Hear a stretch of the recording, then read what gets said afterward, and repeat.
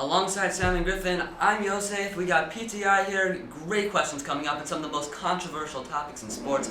And one of them, who is the greatest quarterback of all time? Griffin, we'll start with you. All right, I'm going to say that the greatest quarterback of all time is Daniel Jones. Hold on. I know he hasn't even played a single NFL game yet, but I will have you know I'm secretly a time traveler from 2029, coming back from a reality in which Daniel Jones has led the New York Giants to 5 straight championships. I know, sounds crazy, right? But just wait and see till it happens. If you guys could time travel, you would see what was going on. We'll talk about lending us your machine after. What do you got, Sam? Well, I disagree, obviously, because he hasn't played NFL snap, but I think it's Tom Brady, and he's the single-handedly has the most Super Bowls ever won by a player, and he's made the playoffs every time he's played, and the one time the Patriots didn't make it he was hurt, and they still won 11-5, but that doesn't really matter. And they have a streak going of the last 8 years. They've made it to the AFC Championship game every year in the last 8 years, and it's likely going to continue with that streak. And Brady's never had the greatest, one of the all talents in the league. He's built greatness around him with these random people, and he's made them great. Well, I disagree with both of you, but that's okay. The Brooklyn Nets, they made a huge decision to sign an injured Kevin Durant to a major deal. Sam, was it worth it? Yes, only because he is a top 3 player in the world, and if he's that talented, his game is likely still might not be as good with the injury, but it'll still be worth the money. And what the players are getting paid these days is ridiculous, so it doesn't really matter what they get paid. It's basically going to be the same, even if he was slightly less of a super talent. But I don't think it's going to be worth it, because that was a huge deal, and also he just ruptured his Achilles. That is a horrible injury that takes tons of time to recover from. And also, once you get back, you're only a shell of your former self. We've already seen players like DeMarcus Cousins and Kobe Bryant destroyed by injuries like these.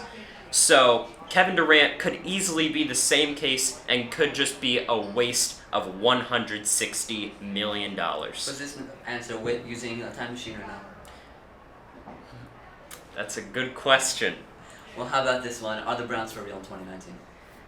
The Browns are not for real in 2019. There's a lot of hype surrounding them, and they've been bad for so long that a lot of people want them to be better. And with all these signings and trades, it's a lot of moves, but quantity doesn't equal quality. Mm-hmm. They got good receivers, they have Baker Mayfield, but that's about it. The football rosters are 52 players. You can't just get 4 good players and make huge runs. I'm assuming you're coming from the future where they changed the NFL rosters from 53 to 52. What do you think?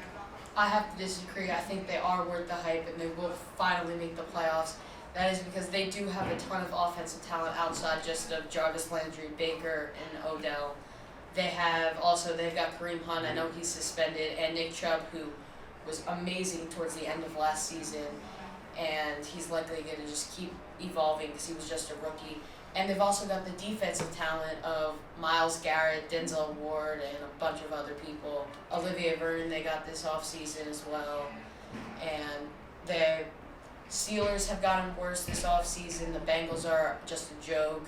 Ravens are the tough competition in the division, but it's anyone's game in the AFC North. Yeah, the AFC North is loaded with talent, but Justin Verlander said earlier that he thinks that MLB is juicing baseballs.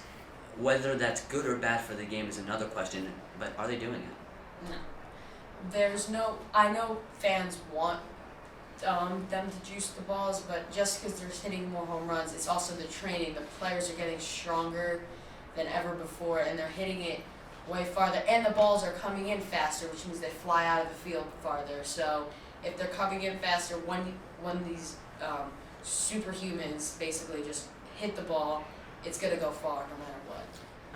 Griffin? I'm saying they're most definitely juicing the balls. If there's more home runs and more base hits, that means there's more marketing and more people are going to come to the games because they want to see exciting plays.